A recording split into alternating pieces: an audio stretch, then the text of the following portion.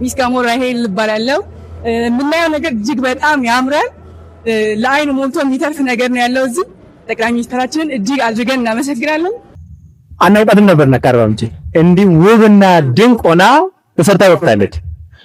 አሁንም አንድ መልእክት አለን። ዱባይ የለም አርባ ምንጭ ከመላው ዓለም አሁን ወደ አርባ ምንጭ ሰዎች ይፈሳሉ። ኑ ዌልካም እንላለን። ሞዴል የማርያም እባላለሁ።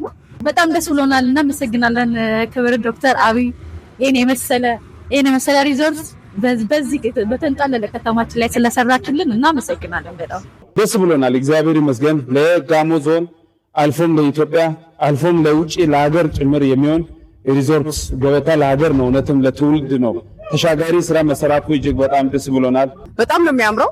ዱባይ ያለን የመሰለኝ ነው የምር ባይዘወይና ደስ ብሎኛል። በጣም ነው ደስ ያለኝ። በጣም ደስ በቃውን አርባ ምንጭ ሌላ ታሪክ ውስጥ ነው ያለችውና ብዙ ነገሮችን ነው ያስተካክለው። በጣም ብዙ ነገሮችን ነው ይዞ የመጣውና በጣም ደስ ብሎኛል። በጣም የሚገርም የኪነ ህንጻ ጥበብ ያየንበት እንዲህ ይቻላል እንደሚያስብል እጅን በአፍ የሚያስጭን ሚዲያ ላይ የምናየውና እዚህ መሬት ላይ ወርደን ስናይ በጣም የተለያየ ነው። በጣም ነው የምናመሰግነው የኢትዮጵያ ክቡር ጠቅላይ ሚኒስትር ዶክተር አብይ አህመድ፣ የደቡብ ኢትዮጵያ ክልል ርዕሰ መስተዳድር ጥላሁን ከበደ። በጣም ነው የምንወዳችሁ። ለትውልድ ትልቅ አሻራን ያሳረፋችሁ። በጣም ነው የምናመሰግነው። ትውልድ ያመሰግናችኋል። አርባ ምንጭ ተቀይራለች። አርባ ምንጭ ሌላ ሀገር ሆናለች። በጣም እጅግ በጣም በሚገርም ሁኔታ መግለጽ አልችልም።